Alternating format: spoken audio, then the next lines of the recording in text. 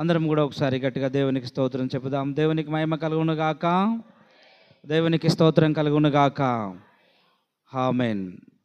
4వ వచనాన్ని కనుక మనం ఆలోచన చేస్తే, దేవుడు మమ్మును ఏ ఆదరణతో ఆదరించుచున్నాడో ఆ ఆదరణతో ఎట్టి శ్రమలో ఉన్న వారినైనను ఆదరించుటకు, ఎట్టి శ్రమలో ఉన్న వారినైనను ఆదరించుటకు దేవుడు సమర్థుడు. ఈ ఉదయకాలంలో ఈ లేఖన భాగమును మనము మన ఆదరణ కొరకు తీసుకుందాం. 2వ కొరింథీ పత్రిక 1:4 వచనం నుంచి కనుక కింద 11 వచనాల వరకు దేవుడు మనకు ఆదరణకరంగా రాయించాడు. శ్రమలో ఉన్నవారికి, ఇబ్బందుల్లో ఉన్నవారికి, కష్టాల్లో ఉన్నవారికి, సాతాను చేత పీడించబడుతున్న వారికి, సాతాను యొక్క శోధనల చేత బాధించబడుతున్న వారికి, అదేవిధంగా నానా విధముల చేత శ్రమ పెట్టబడుచున్న వారందరికీ దేవుడు ఈరోజు ఆదరణకరమైనటువంటి వాక్కులను తెలియజేస్తూ ఉన్నాడు.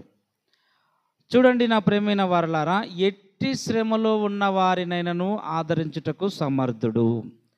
ఎట్టి శ్రమలో ఉన్న వారినైనను, అది ఏదైనా కానీ. నీ శ్రమ నీకు తెలుసు, ఇతరులకు తెలియకపోవచ్చు. నీ హృదయంలోని కష్టం, బాధ నీకు మాత్రమే తెలుసు, యేసయ్యకు మాత్రమే తెలుసు. ఇంకా మూడో మనిషికి తెలియదు. మూడో మనిషికి తెలియదు. ఒకవేళ తెలియాలని చెప్పుకున్నా కూడా అర్థం చేసుకున్నారు. నీ కష్టం మూడో వ్యక్తి అర్థం చేసుకున్నాడు. చేసుకుంటాడా? ఎప్పుడు చేసుకున్నాడు. మరి ఎవరు చేసుకుంటారంట? యేసయ్య చేసుకుంటాడు అర్థం. దేవునికి స్తోత్రం కలుగును గాక. మన బాధ, మన కష్టం ఎవరు అర్థం చేసుకుంటారంట? దేవుడు అర్థం చేసుకుంటాడు. అందుకని ఆమె ఎవరు చెప్పినా ఎవరు అర్థం చేసుకోలే ఆమెని. ఎక్కడొచ్చి తన బాధ చెప్పుకుంది? దేవాలయంలోనికి వచ్చి కన్నీరు గార్చి తల మీద ముసుగు వేసుకొని ఏడ్చుకుంటూ ఉందంట. ఎవరు ఆమె? అన్న. ఇంకా ఇంట్లో చూస్తే పొద్దున లేచినాల నుంచి రాత్రి పడుకునేంత వరకు శోధనలు, బాధలు, ఇంకా హేళన, అవమానం, నిందలు పెడుతూనే ఉంది ఇంట్లో అక్క. ఎందుకు నాయనా ఈ బాధలు భరించేదానికంటే నా బాధ, నా కష్టం, నా కన్నీరు ఈమెకు అర్థం కావట్లేదని దేవాలయానికి వచ్చి నా బాధ వినగలవాడొకడున్నాడు, నా కష్టం తీర్చేవాడొకడున్నాడు, నాకు ఆదరణ కలిగించేవాడొకడున్నాడు అని ప్రయాణం చేసి దేవాలయానికి వెళ్ళి మోకరించి ప్రార్థన చేసింది. దేవుడు ఆమె ప్రార్థన విన్నాడు, జవాబును కూడా ఇచ్చాడు. దేవునికి స్తోత్రం కలుగును గాక. ఈరోజు నీ కష్టం, నా కష్టం, నా బాధ, నీ బాధ ఇంట్లో వాళ్ళు అర్థం చేసుకోరు, నీ ఆఫీస్లో ఉన్న వాళ్ళు అర్థం చేసుకోరు, నీ పని చేసే కాడ అర్థం చేసుకోరు, నీ యజమానులు అర్థం చేసుకోకపోవచ్చు, మీ భర్తలు అర్థం చేసుకోకపోవచ్చు, మీ భార్యలు అర్థం చేసుకోకపోవచ్చు. కానీ ఎవరు అర్థం చేసుకుంటారు? యేసయ్య దగ్గరకు వచ్చి ప్రార్థన చేస్తే ఆయన అర్థం చేసుకొని మనకు జవాబును అనుగ్రహిస్తాడు. ఇది ఈమెకు దేవుడు ఇచ్చిన, ఈమె శ్రమలో ఆమెను దేవుడు ఆదరించాడు. ఇంకొక ఆమె కూడా పొద్దున లేచిన దగ్గర నుంచి అంట్లు అవి గడుగు, ఇవి గడుగు, బండలు తుడుసు, బాసన్లు దోము, గిన్నెలు దోము, వంట చేయి, నీవు వచ్చింది వంట చేయనికనే, నువ్వు వచ్చింది నిన్ను పెట్టుకునేది బాసన్లు దోమనికనే, నీవు కసువుడ్చనికనే వచ్చినావు అని లేచిన దగ్గర నుంచి పండుకునేంత వరకు టార్చర్ పెట్టి పెట్టి పెట్టి ఆమె చెమట అంతా కార్చి ఏడ్చి ఏడ్చి, దేవా నన్ను ఎందుకు ఇలా చేశావని. ఎవరికి చెప్పుకోవాలి నా బాధ అనుకున్న సమయంలో దేవుడు ఆమెను ఆదరించాడు. దేవుడు ఆమె ప్రార్థన విన్నాడు. దేవుడు ఆమె కష్టం చూసి ఆమె కంటే ముందు ఈమెకే పండంటి మగబిడ్డనిచ్చాడు. దేవునికి స్తోత్రం కలుగును గాక. ఎవరామె? ఆగరు. శ్రమ పెట్టబడిన కొలది ఒక వాక్యం చదువుకుందాం. నిర్గమకాండము 1వ అధ్యాయం 12వ వచనాన్ని చదవండి. నిర్గమకాండం 1వ అధ్యాయం 12వ వచనం.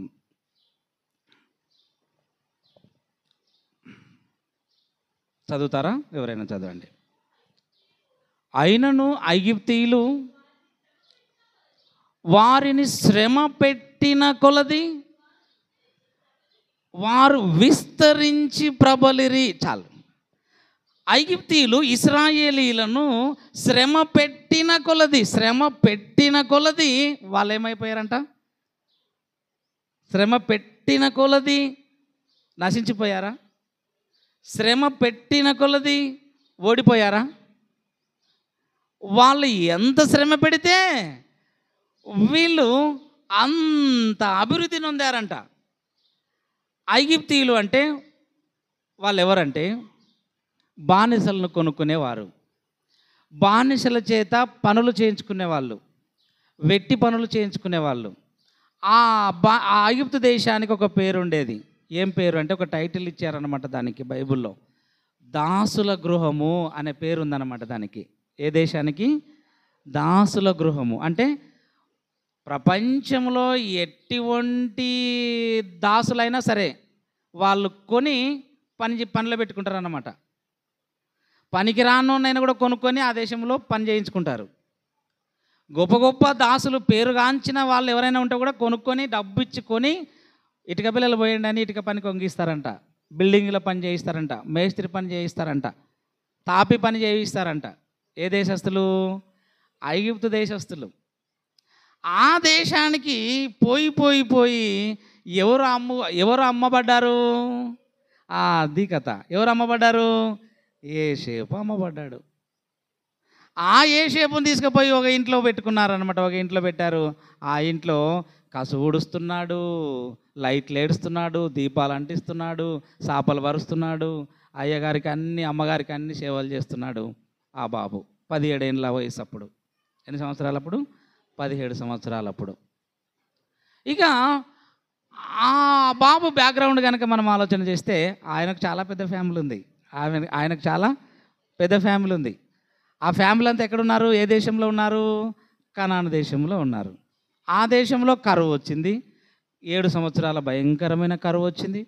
ఆ కరువు కోసము ఈ ఐగుప్తు దేశంలో ఉన్న ఈ ధనవంతులు కాబట్టి యోసేపును దేవుడు చెరసాలలో నుండి, ఫస్ట్ యోసేపు చెరసాలలో పడవేయబడక ముందు ఎక్కడ పడవేయబడ్డాడు? చెరసాలలో వేయబడక ముందు ఎక్కడ వేయబడ్డాడు అమ్మా? గుంతలో పడవేయబడ్డాడు. గుంటలో పడవేయబడ్డాడు. ఆ గుంటలో పడవేయబడినప్పుడు ఫస్ట్ యోసేపుకు శ్రమలు ఎక్కడ స్టార్ట్ అయ్యాయి అంటే, యోసేపుకు శ్రమలు, శోధనలు, కష్టాలు, ఇబ్బందులు ఎక్కడి నుంచి మొదలయ్యాయి అంటే చెప్తాను. ఇంట్లో నుంచి మొదలయ్యాయి. ఎక్కడి నుంచి మొదలయ్యాయి? ఇంట్లో నుంచే స్టార్ట్ అయ్యాయి. యోసేపుకు విరోధం ఎక్కడి నుంచి మొదలైంది అంటే ఇంట్లో నుంచే. యోసేపు మీద ద్వేషం ఎక్కడ ప్రారంభమైందంటే ఇంట్లోనే ప్రారంభమైంది. యోసేపుపై అసూయ ఎక్కడ ప్రారంభమైందంటే ఇంట్లోనే ప్రారంభమైంది. అక్క మీద అసూయ ఎక్కడ ప్రారంభమైందంటే ఇంట్లోనే ప్రారంభమైంది. అక్క మీద అసూయ ఎక్కడ ప్రారంభమైంది? ఇంట్లోనే ప్రారంభమైంది. ఎవరా అక్క? అక్క మీద అసూయ ఇంట్లోనే ప్రారంభమైంది. ఎవరా అక్క? అమ్మా, దేవునికి స్తోత్రం కలుగును గాక. హల్లెలూయా. ఎక్కడ ప్రారంభమైంది అసూయ?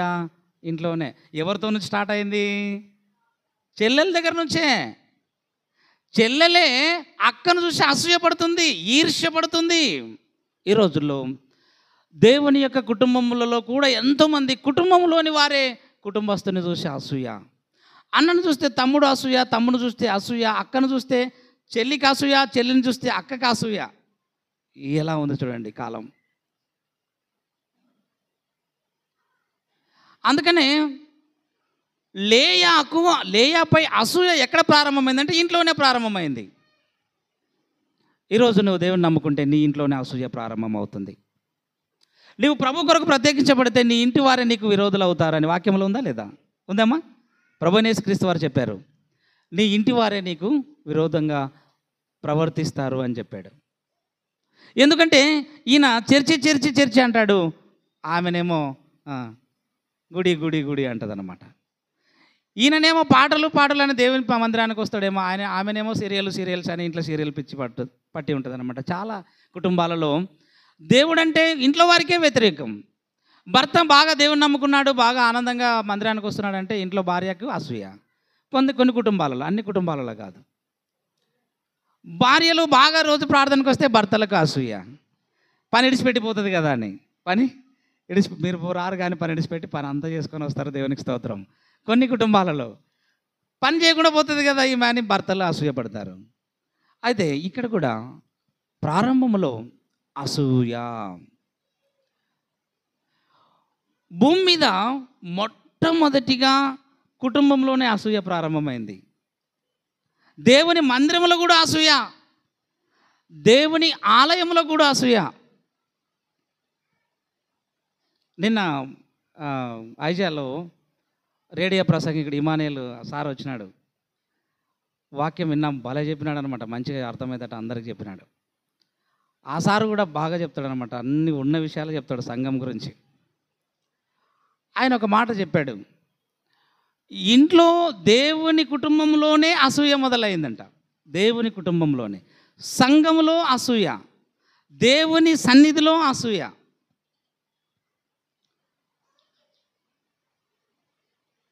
హేబేలు నాకు ఇష్టమైన కానుక తెచ్చాడు, గుడ్, నేను హేబేలు తెచ్చిన కానుక యందు ఆనందించుచున్నాను అన్నాడు. అప్పుడు పుట్టింది అసూయ. ఎవరికి పుట్టింది? అది కథ. ఆ కయ్యూను ఎవరు? దాయాదుడా, లేకపోతే పక్క వీధి, వేరే గేరా, వేరే వీధే, వేరే ఊరివాడా? కాదు కదా. ఏమ్మా, ఇంటి పక్కల ఆయననా? ఇంటి ముందర ఆయన కూడా కాదు. ఎవరు మరి? సొంతం అన్నయ్య. అయ్యో, మీ అన్నయ్య, మీ తమ్ముడిని దేవుడు మెచ్చుకున్నాడు. మీ తమ్ముడు పాట బాగా పాడాడు, వాక్యం బాగా చెప్పాడు, దేవుని మందిరం కడిగాడు, దేవుడు మెచ్చుకున్నాడంటే నీకెందుకు అసూయ? నీకెందుకు కోపం? నీకెందుకు ఈర్ష్య? నీవు కూడా మంచి వాటిని అర్పించవచ్చు కదా, నీవు కూడా మంచి కానుక ఇవ్వచ్చు కదా దేవుని. అక్కడ అదే మ్యాటరు. 4వ అధ్యాయం, ఆదికాండం 4వ అధ్యాయంలో అదే కథ. ఆదాము, అవ్వ, ఎంతమంది ఉన్నారు ఆ కుటుంబంలో? ఆదాము, అవ్వ, కయీను, ఏబేలు. ఇంకెవరన్నా ఉన్నారా ఆ కుటుంబంలో? ఇంకెవరు లేరుగా, నలుగురు. చిన్న కుటుంబం చెప్పండి. చింతలేని కుటుంబం. బాగా ఉండొచ్చు వాళ్ళు హాయిగా. అయితే అన్నదమ్ములు ఇద్దరు బాగా చర్చికి వస్తున్నారు. రియల్ 4వ అధ్యాయంలో మీరు చదవండి. అన్నదమ్ములు ఇద్దరు చర్చికి వస్తున్నారు రోజు. వచ్చినారు కానీ అన్నదమ్ములలో ఒకడేమో దేవునికి మంచి హృదయపూర్వకంగా కానుకలిస్తున్నాడు, హృదయపూర్వకంగా ఇది దేవునికి అని చెల్లిస్తున్నాడు. ఇంకొక ఆయనేమో యావైతేమి తీసుకో అని ఇస్తున్నాడు ఒక ఆయన. అయితే దేవుడు ఎవరి కానుక? ఒక కొత్త నిబంధనలో కూడా శాస్త్రులు, పరిచయులు, అధికారులు అందరూ కూడా, ఒక ఆయనేమో 1000 పదార్లు ఇచ్చాడు, ఒక ఆయనేమో 5000 పదార్లు ఇచ్చాడు, ఒక ఆయనేమో 10,000 పదార్లు చదివింపులు చేసినాడు. ఒక ఆయన చదివింపులు 10,000 పదార్లు చేసినాడు. నేను ఇచ్చే కానుకని ఎవరు చదువుతారాడా? ఎవరు చదవరు నాకు నేను ఇచ్చే కానుక. ఆ అమ్మ పాపం ఏమి లేక ఉన్నవి నా దగ్గరికి ఇవే ఉండవని మనస్ఫూర్తిగా, అయినా పర్వాలేదు, నా పేరు ఎవరు చెప్పకున్నా పర్వాలేదు, మైకులా నా పేరు ఎవరు చెప్పకున్నా పర్వాలేదు, సార్ అయ్య చెప్పకున్నా చింతలేదు నా పేరు అని ప్రార్థన చేసుకొని, దేవా నన్ను ప్రేమించి నాకు ఇచ్చిన ఈ 2 రూపాయలు, ఈ 2 రూపాయలు నీకు కానుకగా ఉండిలో వేస్తాను అని ప్రార్థన చేసుకొని హృదయపూర్వకముగా సమర్పించుకొని వచ్చి కళ్ళబెట్టెలో వేసింది.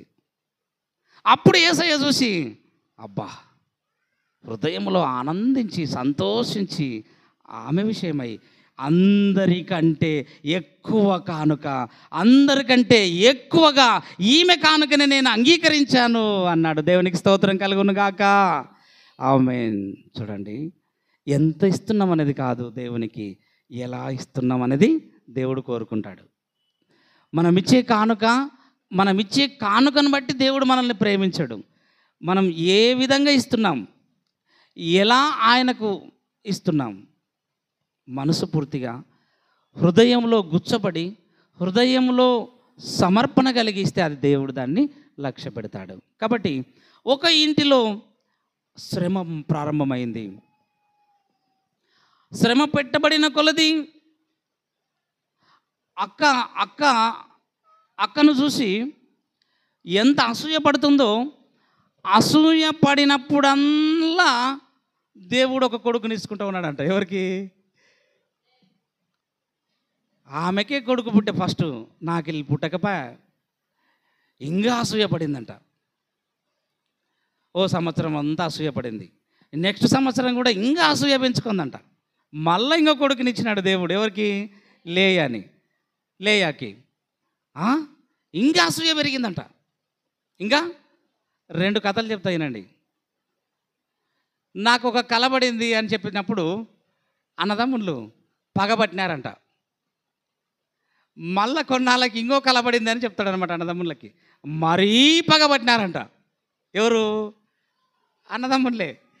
ఈమెకు కూడా నాకు కొడుకు పుట్టినాడు అని చెప్పేవరకల్లా పగబట్టింది చెల్లెలి.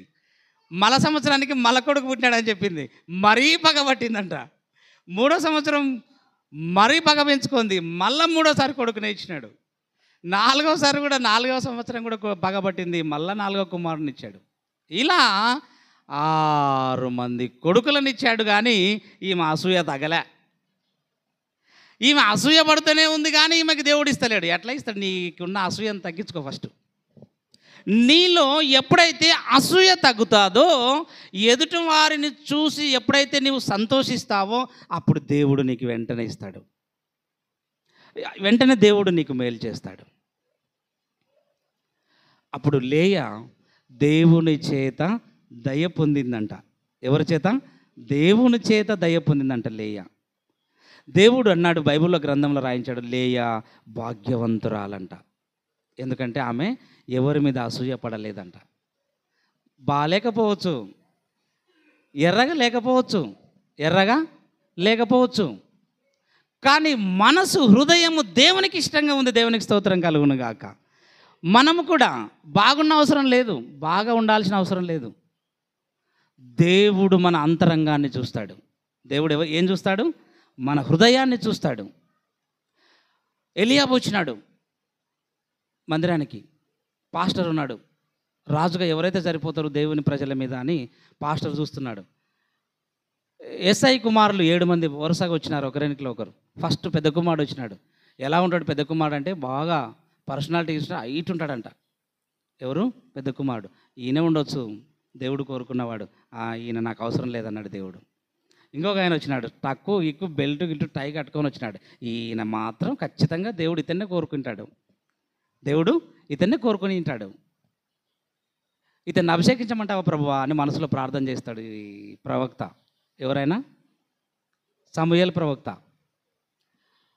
దేవుడు అంటాడు, ఈయన కూడా నాకు అవసరం లేదంటాడు.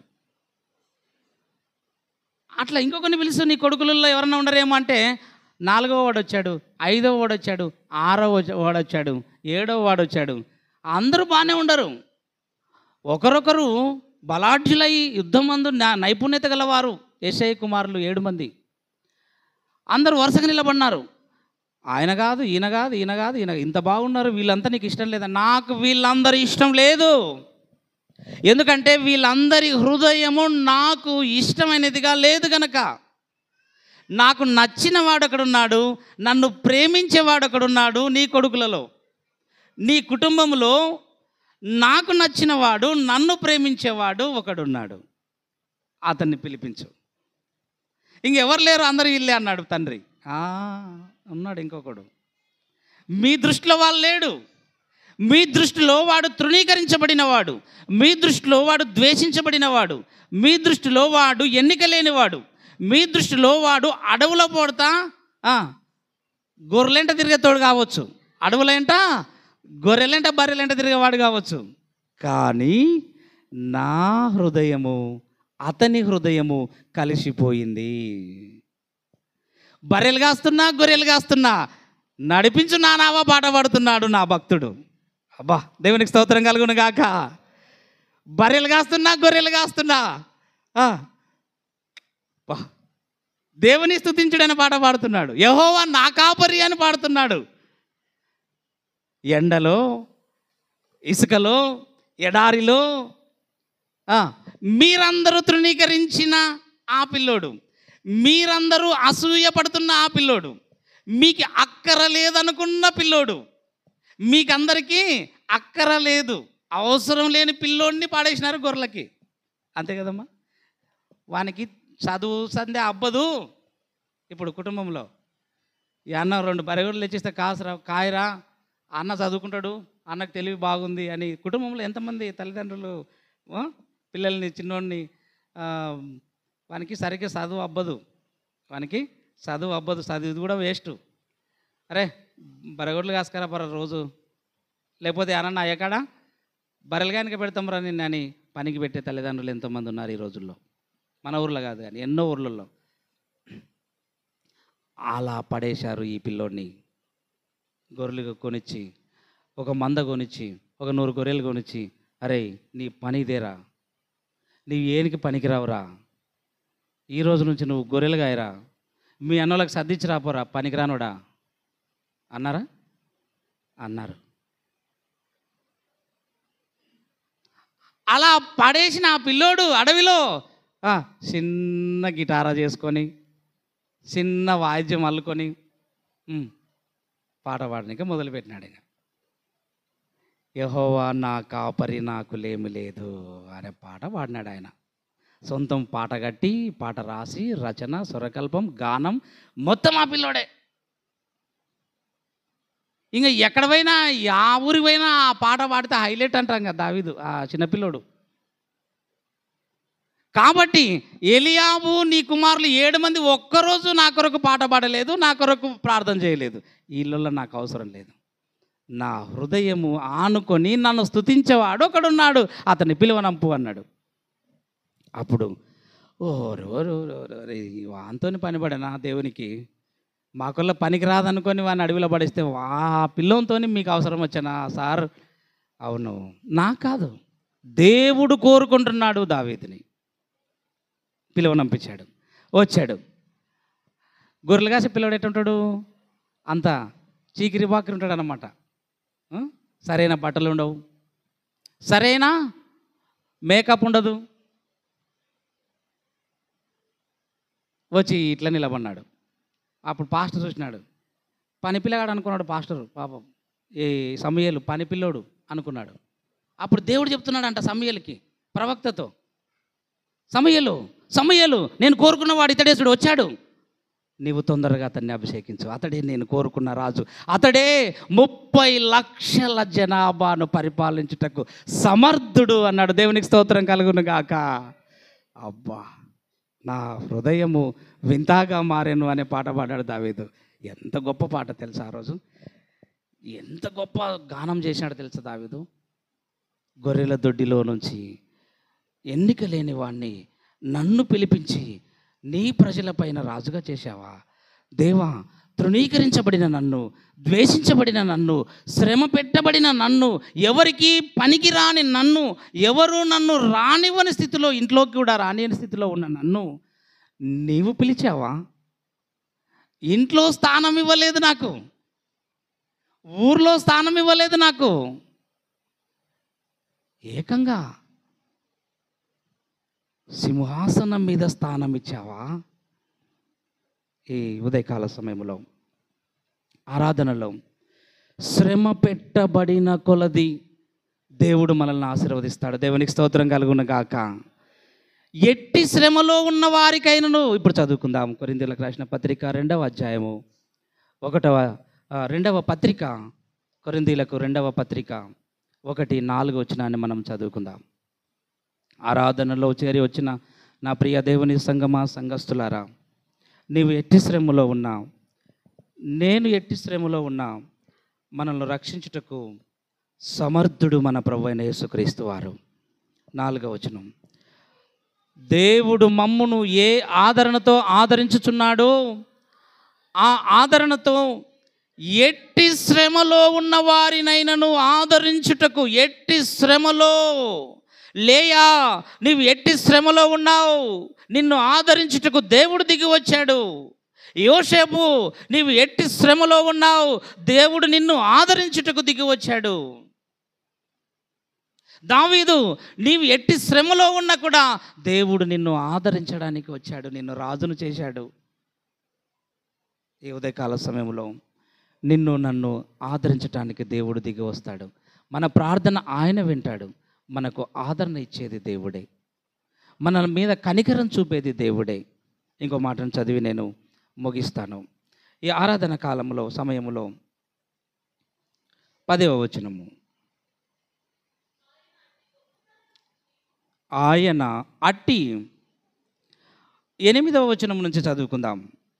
ఈ వచనాలన్నీ కూడా ఈరోజు ఆరాధన కొరకు నేను సిద్ధపరిచి మీకు అందిస్తున్నాను. మీరు చదవండి ఇంటికి వెళ్ళిన తర్వాత. బాధ కలిగినప్పుడు, శ్రమ కలిగినప్పుడు, ఇబ్బంది కలిగినప్పుడు మనం ఈ 2వ కొరింథీ పత్రిక 1వ అధ్యాయము 11 వచనాల వరకు చదవండి. నిజంగా దేవుడు మనకు ఆదరణ కలిగిస్తాడు. 6వ వచనం నుంచి, మేము శ్రమ పొందినను మీ ఆదరణ కొరకు, రక్షణ కొరకు పొందుదుము. మేము ఆదరణ పొందినను మీ ఆదరణ కొరకై పొందుదుము. ఈ ఆదరణ మేము కూడా పొందుతున్నట్టు ఆ శ్రమలను ఓపికతో సహించుటకు కార్యసాధకమై ఉన్నది. 7వ వచనం అందరూ చూడండి. మీరు శ్రమలో ఎలాగూ పాలివారై ఉన్నారో అలాగే ఆదరణలోనూ పాలివారై ఉన్నారని ఎరుగుదురు గనుక మిమ్మును గూర్చి మా నిరీక్షణ స్థిరమై ఉన్నది. 8, సహోదరులారా, ఆసియాలో మాకు తటస్థించిన శ్రమను గూర్చి మీకు తెలియకుండుట మాకిష్టము లేదు. ఆసియాలో పౌలు అంటున్నాడు, సహోదరులారా, కొరింథీలో ఉన్న విశ్వాసులతో, సంఘస్థులతో చెబుతున్నాడు, సహోదరులారా, ఆసియా పట్టణంలో మాకు గొప్ప శ్రమ సంభవించింది, దాని గురించి మీకు తెలియకుండుట మంచిది అంటున్నాడు. మాకు వచ్చిన శ్రమ మీకు తెలియకుండానే మంచిది. కొన్నిసార్లు మనం కూడా అనుకుంటాం, నాకున్న కష్టంగానే నీకు చెబితే అంటాం. అప్పుడప్పుడు నాకొచ్చిన కష్టం, శ్రమ నీకు చెప్పకుండా ఉండడమే మంచిది, అంత గొప్పది నా శ్రమ అంటున్నాడు పౌలు. ఈ ఉదయకాల సమయంలో నీకు నాకు కూడా ఎవరికి చెప్పుకోలేని శ్రమ కూడా ఒకవేళ ఉన్నట్లయితే దేవుడు ఈ ఉదయకాలంలో తీరుస్తాడు అని మీకు తెలియకుండా ఉండటం మంచిది. చదవండి. అదేదనగా మేము బ్రతుకుదుమని నమ్మకము లేక ఉన్నట్లుగా మా శక్తికి మించిన అత్యధిక భారము వలన కృంగిపోతుమి. మా శక్తికి మించిన శ్రమ మాకు వచ్చింది, ఇక మేము బ్రతుకుదుమన్న నమ్మకం మాకు లేదు అన్నట్టున్నాడు. ఇక బ్రతుకుతామో లేదో నమ్మకం లేదంట పౌలుకి. బ్రతుకుదుమో లేదో, బ్రతికి బయట పడతామో లేదో ఈ శ్రమ నుంచి అన్న కష్టం, శ్రమ మీకు ఏదైనా ఎదురైందా ఎప్పుడైనా? ఈ ఉదయకాలంలో మీకేమైనా సంఘంలో ఉన్న వారిని దేవుడు అడుగుతున్నాడు, నీకు నీ కుటుంబ జీవితంలో, నీ వ్యక్తిగత జీవితంలో, నీ ఆధ్యాత్మిక ఆత్మీయ ప్రయాణంలో కానీ ఏదైనా నీ శక్తికి మించిన శ్రమ మనకు ఎదురైందా? గుర్తు చేసుకోండి.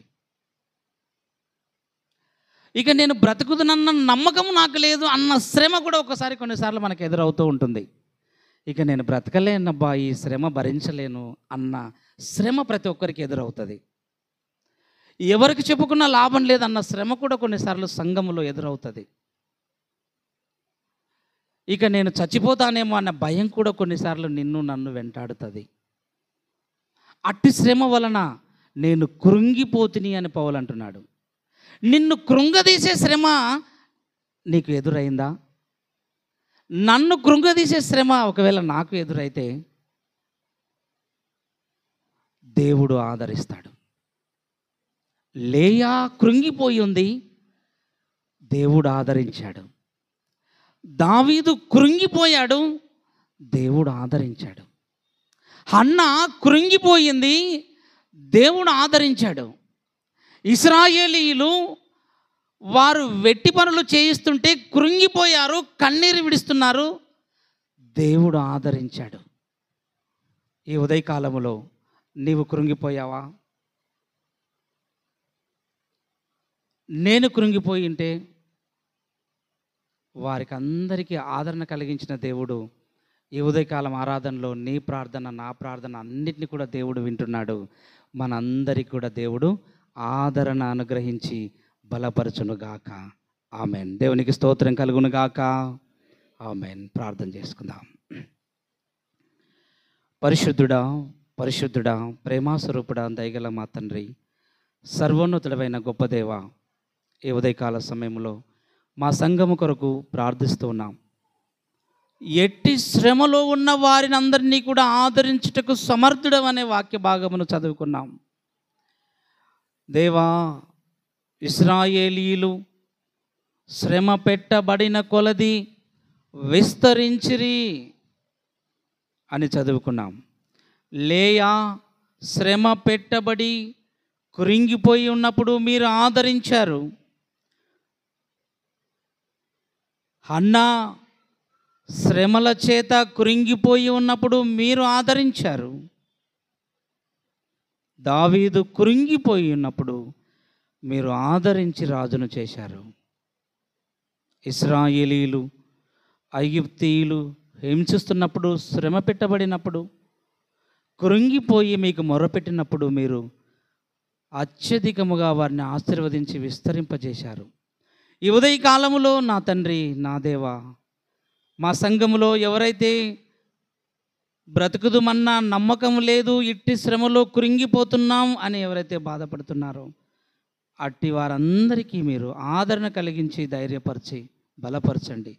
లేయాకిచ్చిన ధైర్యము, దావీదుకిచ్చిన ధైర్యము, ఆదరణ ఈ ఉదయకాలములో ప్రార్థిస్తూ మొరపెడుతున్న బిడ్డలందరికీ అనుగ్రహించమని ప్రార్థిస్తున్నాను. ఇదిగో మా తండ్రి, ఈ ఆదరణలో, ఈ ఆరాధనలో ఆదరణకరమైన వాక్యము ద్వారా ఎవరైతే తృప్తి చెందారో, మీ వలన ఆదరణ పొందారో అటు బిడ్డలందరికీ మీ సహాయమును, మీ కాపుదలను విస్తరింపజేస్తారని కోరుకుంటూ విన్న వాక్యమును మా అందరి హృదయాల్లో నీరు కట్టి ఫలింపజేస్తారని యేసు పరిశుద్ధ నామములో ఈ ప్రార్థన అడుగుచూ వేడుకొనుచున్నాను మా తండ్రి. ఆమెన్. మంచిది. ప్రభునందు ప్రియ దేవుని సంగమా, దేవుని వాక్యాన్ని మనం ముగించుకున్నాం. చందపాట పాడుచుండగా మనం కానుకలు సమర్పిద్దాం. కానుకల పాట పాడుచుండగా